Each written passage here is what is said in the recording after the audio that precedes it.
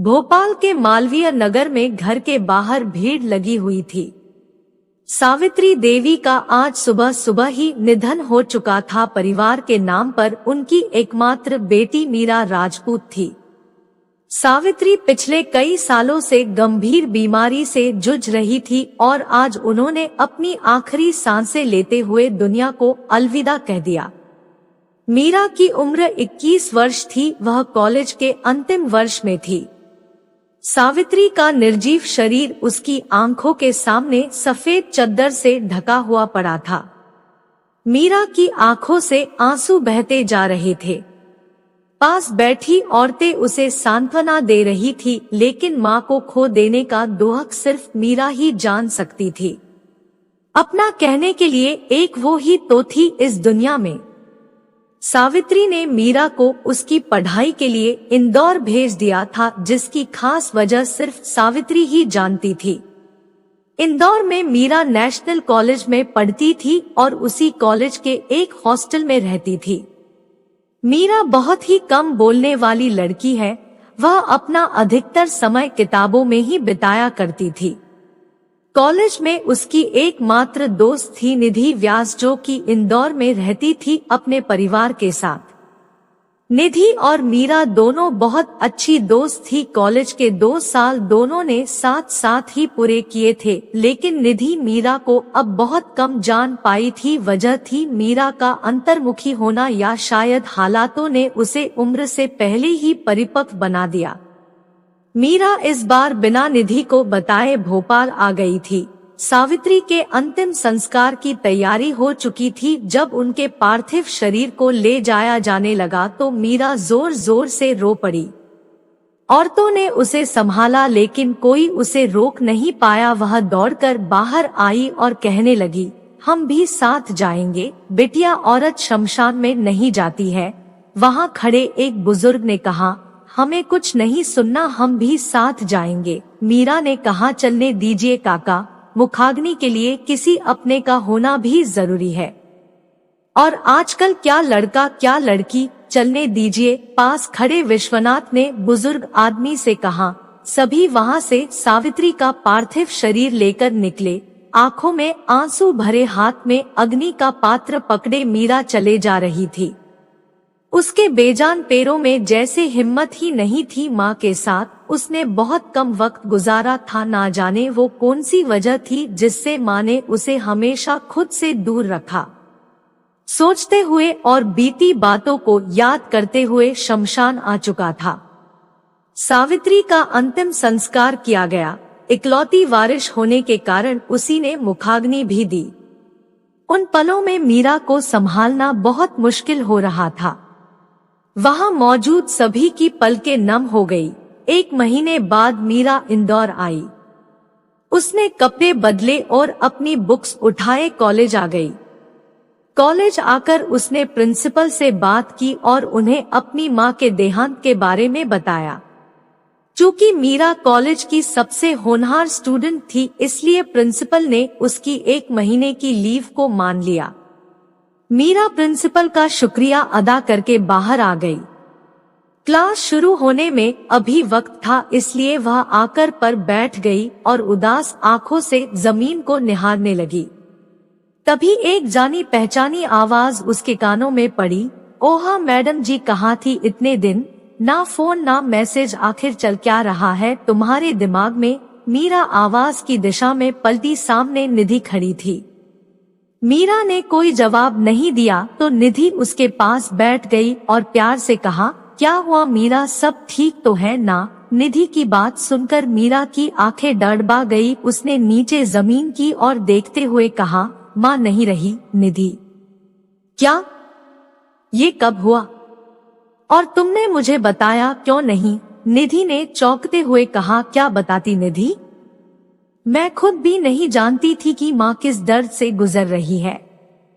मैं कुछ जान ना पाऊं, इसलिए उन्होंने हमेशा मुझे खुद से दूर रखा और देखो वो हमेशा हमेशा के लिए मुझसे दूर चली गई। कहते कहते मीरा की आंखों में आंसू भर आए। निधि ने मीरा का हाथ अपने हाथ में लिया और उसकी आंखों में देखते हुए कहा, तुम अकेली नहीं हो मीरा, मैं हूं ना तुम्हारे साथ। दोबारा ऐसी बात मत कहना। मीरा ने निधि को गले लगा लिया। निधि उसे हिम्मत बंधाती रही। क्लास का वक्त हुआ तो दोनों उठकर क्लास की ओर चली गई। मीरा को अपना ख्याल रखने का बोलकर निधि घर चली गई, लेकिन आज उसका मन बहुत उदास था। वह बस मीरा के बारे में ही सोचती रही। अगली सुबह हॉस्टल वार्डन ने मीरा से कमरा खाली करने को, पिछले 1 महीने से उसके कमरे का किराया नहीं आया था। मीरा ने कुछ दिन की परमिशन मांगी, लेकिन वार्डन ने साफ शब्दों में उसे कमरा खाली करने को कह दिया। किसी ने उसकी मदद नहीं की। मीरा ने अपना सामान समेटा और बैग में जमाने लगी।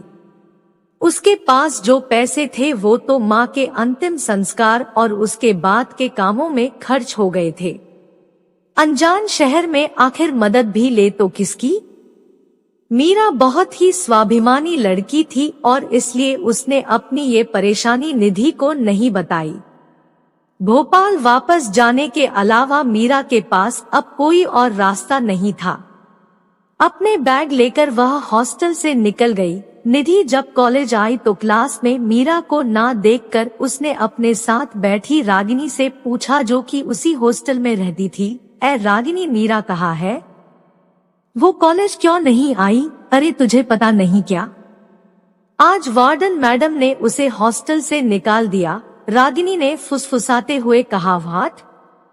पर क्यों? निधि ने हैरानी से कहा। क्योंकि उसने हॉस्टल के रूम का किराया नहीं दिया था। अब मुझे डिस्टर्ब मत करो, पढ़ने दो, रागिनी ने कहा और बुक्स में नजर गड़ा ली। निधि ने सुना तो सोचने लगी, इतना सब हो गया और मीरा ने मुझे बताया तक नहीं। ये लड़की भी ना, इसे समझना सच में बहुत मुश्किल है।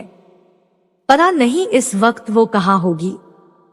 मुझे जाना होगा। निधि ने अपना बैग और बुक्स उठाए और क्लास के बाहर निकल गई।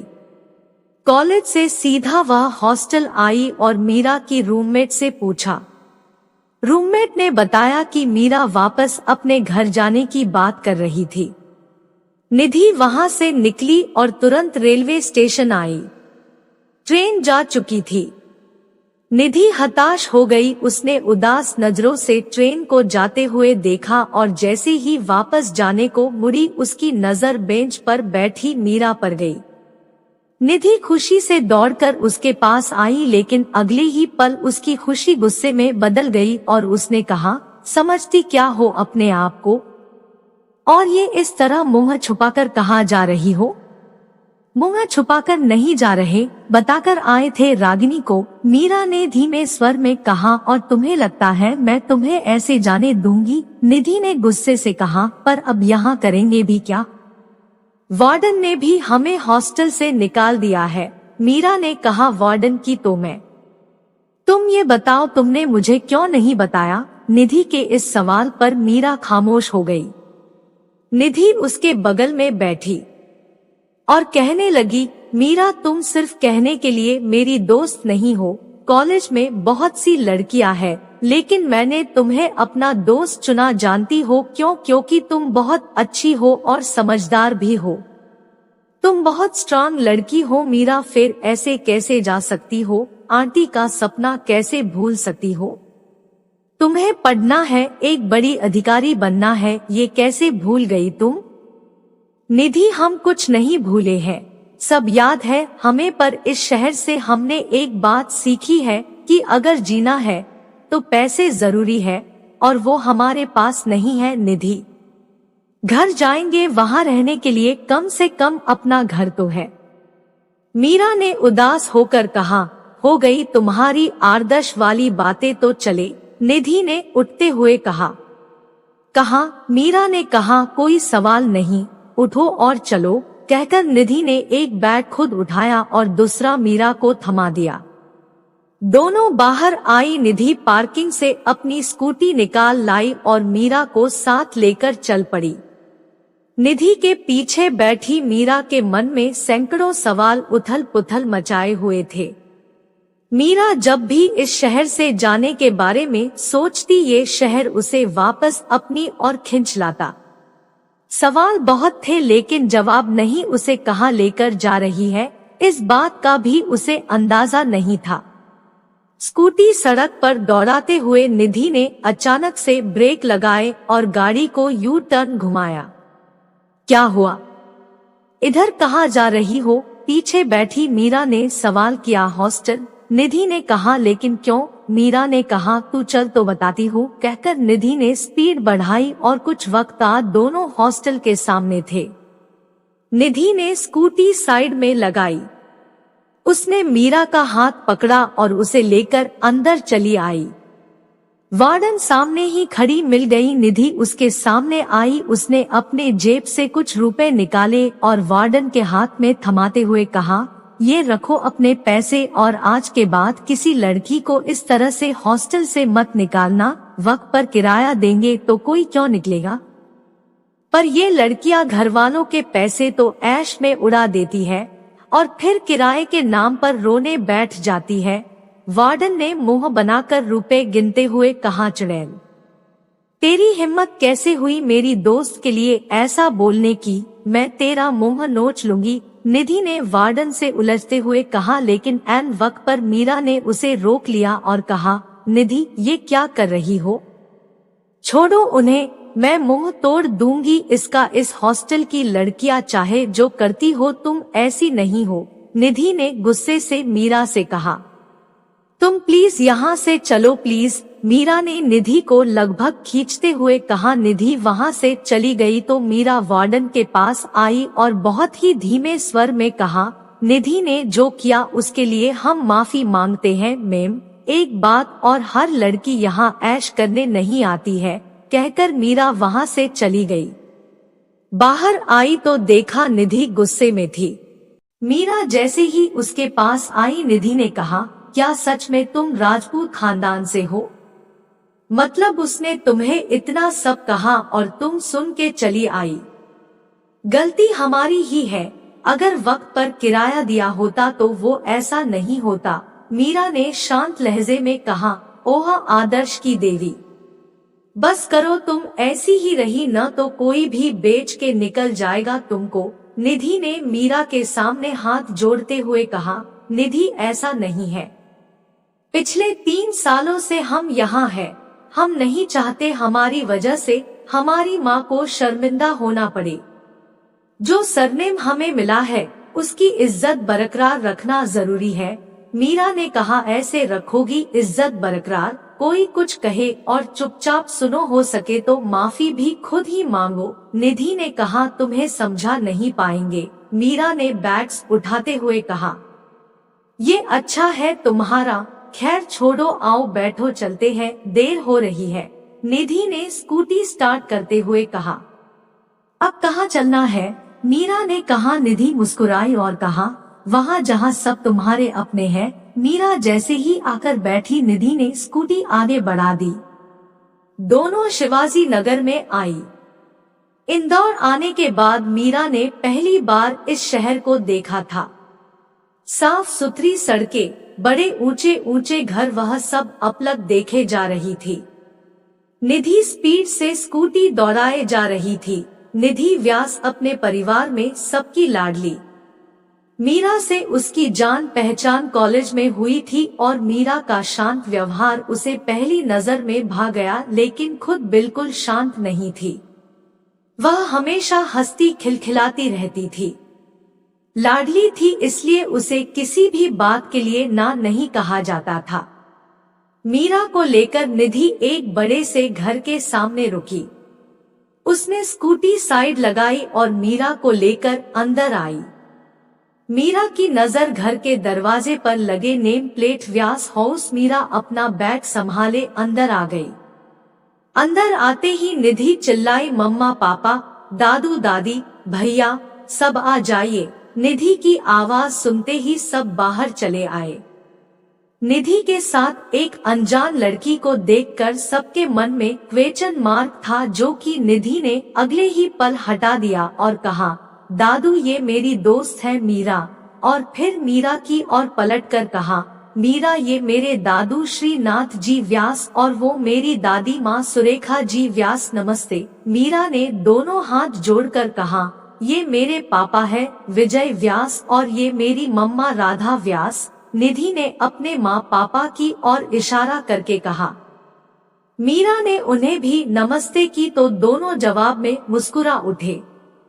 निधि अपने भाई के पास आई और कहा, उसके हाथ में हाथ डालकर कहा, ये है मेरे बड़े भैया अर्जुन। हेलो। अर्जुन ने मुस्कुरा कर कहा तो मीरा ने भी जवाब में नमस्ते कहा। सबसे परिचय करवाने के बाद निधि वापस मीरा के पास आई और कहा, ये है मेरी स्वीट सी मिली। उसे कुछ याद आया तो उसने इधर उधर देखते हुए कहा, अक्षत भैया कहाँ है? अक्षत बाहर गया हुआ है, राधा ने मीरा के सामने आकर कहा। उन्होंने बड़े गौर से मीरा को देखा। बड़ी बड़ी काजल से आंखें, सुर्ख गुलाबी होंठ, सुराही सी पतली गर्दन, गोरा रंग, लंबे घने बाल जिन्हें सलीके से गुंथा हुआ था और उनसे छानकर आती एक बालों की लट जो बार बार मीरा के गाल को चूम रही थी। राधा को अपनी ओर देखता पाकर मीरा ने कहा, आप हमें ऐसे क्यों देख रही है? राधा अपनी चेतना से लौटी और अपनी उंगली से आंख के किनारे से काजल निकाला और मीरा के कान के पीछे लगाकर कहा, बड़ी प्यारी हो, किसी की नजर ना लगे। मीरा मुस्कुरा दी। घर में आने के बाद शायद पहली बार मुस्कुराई वो। राधा ने उसका हाथ पकड़ा और उसे सबके बीच ले आई। सभी हॉल में रखे सोफों पर बैठ गए। निधि ने एक सांस में सारी बात कह डाली और फिर दादू के सामने आकर मासूमियत से कहा, मैंने ठीक किया ना दादाजी? हाँ बेटा जी, बिल्कुल सही किया। ऐसे वक्त में दोस्त ही दोस्त काम आता है। दादू ने प्यार से निधि के गाल को छूकर कहा। तो फिर मीरा यहाँ रह सकती है ना? निधि ने कहा।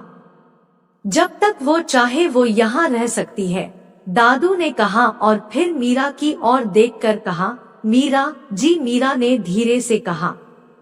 दादू मुस्कुराए और कहा, इसे अपना ही घर समझो, किसी भी चीज की जरूरत हो तो बेझिझक मांग लेना। जी शुक्रिया, मीरा ने हाथ जोड़कर कहा।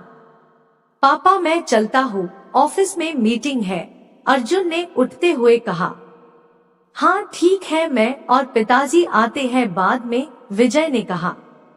अर्जुन ने अपना फोन और बैग टेबल उठाया और सबको बाय कहकर जाने लगा कि उसकी नजर मीरा पर गई तो उसने कहा, बाय मीरा बाय। मीरा ने धीरे से कहा, चलो बेटा पहले तुम दोनों कुछ खा लो, राधा ने कहा और दोनों को अपने साथ डाइनिंग टेबल की ओर ले आई। निधि और मीरा वहां आकर बैठ गई। राधा ने दोनों के लिए खाना परोसा। दादी माँ उठकर बाहर टहलने निकल गई। सर्दियों का वक्त था और इस मौसम में बस धूप ही सहारा होती है। दादी माँ बाहर बगीचे में आकर धूप सेकने में लगी हुई थी। विजय और श्रीनाथ जी भी कुछ देर बाद बाहर निकल गए। निधि ने खाना शुरू किया लेकिन मीरा खामोश बैठी थी। उसे खामोश देखकर राधा ने प्यार से कहा, क्या हुआ बेटा, खाओ ना। हम्मा, मीरा ने भरे हुए गले से कहा। राधा ने उसके कंधे पर हाथ रखते हुए कहा, तुम्हारा दर्द मैं बांट तो नहीं सकती लेकिन उसे कम जरूर कर सकती हूँ। ये सब लोग तुम्हारे साथ है बेटा। मीरा ने नम आंखों से राधा की ओर देखा तो राधा ने प्यार से उसके चेहरे को अपने हाथों में लेकर कहा, इतनी प्यारी बच्ची उदास बिल्कुल अच्छी नहीं लगती। अब खाना खाओ, ठंडा हो रहा है, तब तक मैं तुम्हारे रहने का बंदोबस्त कर देती हूँ। राधा वहाँ से चली गई। मीरा को सब बहुत अच्छे लगे पर सबसे ज्यादा अच्छी राधा लगी। उसमें वह अपनी माँ की छवि देख पा रही थी। खाना खाने के बाद निधि उसे अपना घर दिखने लग। घर काफी खूबसूरती से बनाया हुआ था। नीचे एक तरफ दादा दादी का कमरा था, उससे लगकर पूजा घर जहाँ बड़ी सी शिव पार्वती की मूर्ति थी। मंदिर से लगकर ही रसोई घर था जिसके सामने डाइनिंग बना हुआ था। विजय और राधा का कमरा सीढ़ियों के बिल्कुल पास से लगकर था और एक था ऑफिस रूम, काम की बातें की जाती थी। घर के पीछे की तरफ बगीचा था जिसमें हरी घास फैली हुई थी और एक कतार में गमलों में पौधे लगे हुए थे। ये सब दिखाकर मीरा को ऊपर लेकर आई जहाँ 3 कमरे और एक बड़ा सा हॉल बना हुआ था, जहाँ 2 कमरे साथ थे और तीसरा इनसे अलग बिल्कुल सामने हॉल से मिलाकर बनाया हुआ था। इनमें से एक कमरा अर्जुन का था और एक निधि का। सामने जो कमरा था उसके बारे में निधि ने मीरा से कुछ कहा नहीं, मीरा ने भी नहीं पूछा। निधि जैसे ही दरवाजा खोलकर अपने कमरे में आई, एक तेज बदबू से दोनों ने अपना नाक बंद कर लिया। निधि ने दरवाजा वापस बंद किया और मम्मा को आवाज लगाई। राधा ऊपर आई और कहा, सॉरी बेटा, वो आज सुबह गलती से तुम्हारे कमरे में क्लीनर की बोतल टूट गई। मैंने साफ करने को कहा है, रघु कर देगा, लेकिन तब तक हम लोग कहाँ जाए? मीरा को फ्रेश भी होना है, हालत देखो इसकी, निधि ने कहा। एक काम करो ना, तब तक नीचे मेरे वाला रूम इस्तेमाल कर लो, राधा ने कहा। रहने दीजिए, मैं अर्जुन भैया का कमरा यूज कर लूंगी, निधि ने कहा। ठीक है, कहकर राधा चली गई। दोनों अर्जुन के कमरे में आई। मीरा ने देखा कमरा बिल्कुल साफ सुथरा और व्यवस्थित था, एक एक चीज सलीके से रखी हुई थी। मीरा बड़े गौर से ये सब देख रही थी तो निधि ने कहा, भैया हमेशा अपने कमरे को टिप टॉप रखते हैं, अपने जैसे। मीरा मुस्कुरा दी तो निधि ने कहा, अच्छा तुम नहा लो, तब तक मैं नीचे से तुम्हारा सामान ले आती हूँ। मीरा नहाने बाथरूम में चली गई और निधि नीचे। मीरा नहाकर बाहर आई तो उसे टेबल पर रखे अपने कपड़े मिल गए। मीरा ने कपड़े पहने और गीले बालों को सुखाने कमरे से बाहर आ गई, लेकिन हॉल की बालकनी के अलावा धूप और कहीं नहीं थी। मीरा गीले बालों को तौलिए में लपेटे हॉल की बालकनी के पास आई और बाल सुखाने लगी। तभी उसकी नजर हॉल से जुड़े उस कमरे के दरवाजे पर गई जिस पर बड़े बड़े अक्षरों में लिखा था, अक्षत व्यास से कॉम्प्लिकेटेड बॉय ऐसी नेम प्लेट है। कहते हुए मीरा वहां से चली गई। कहानी का अगला भाग पढ़ने के लिए कमेंट करें, सब्सक्राइब करें और लाइक करें।